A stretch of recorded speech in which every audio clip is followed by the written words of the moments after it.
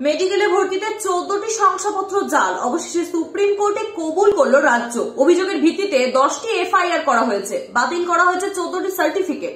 Supreme কোর্টে মেডিকেলে ভর্তিতে দুর্নীতির কথা কবুল করল রাজ্য সরকার। তবে আর কি পদক্ষেপ করা হয়েছে তা নিয়ে স্ট্যাটাস রিপোর্ট তলব করেছে সর্বোচ্চ আদালত।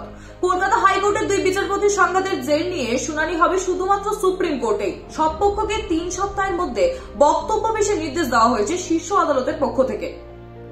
বিচারপতি গঙ্গোপাধ্যায় বনাম বিচারপতি শেঠ যে মেডিকেল ভর্তি দুর্নীতির মামলা নিয়ে 2 বিচারপতির মধ্যে সংঘাতের সূত্রপাত, যে নজিরবিহীন সংঘাতের জল গড়িয়েছে সুপ্রিম কোর্ট পর্যন্ত, সেই মেডিকেল ভর্তি দুর্নীতির অভিযোগের একাংশ সোমবার কার্যত মেনে নিল রাজ্য সরকার। সোমবার সুপ্রিম কোর্টে সংরক্ষিত আসনের পড়ুয়াদের আইনজীবী অভিযোগ করেন, এমবিবিএস এ সংরক্ষিত আসনের ভর্তির ক্ষেত্রে 52টির মধ্যে 14টি ভুয়ো শংসাপত্র। তখন রাজ্য সরকারের আইনজীবী কপিল সিব্বল এই অভিযোগ মেনে নেন। তিনি বলেন, অভিযোগের ভিত্তিতে 10টি এফআইআর করা হয়েছে, 14টি শংসাপত্র বাতিল করা হয়েছে। এদিকে কলকাতা হাইকোর্টের 2 বিচারপতির মধ্যে এই নজিরবিহীন সংঘাতের মাঝেই এবার মেডিকেল কলেজ ভর্তি দুর্নীতির মামলা কলকাতা হাইকোর্ট থেকে সরিয়ে নিজেদের হাতে নিয়ে নিল সুপ্রিম কোর্ট।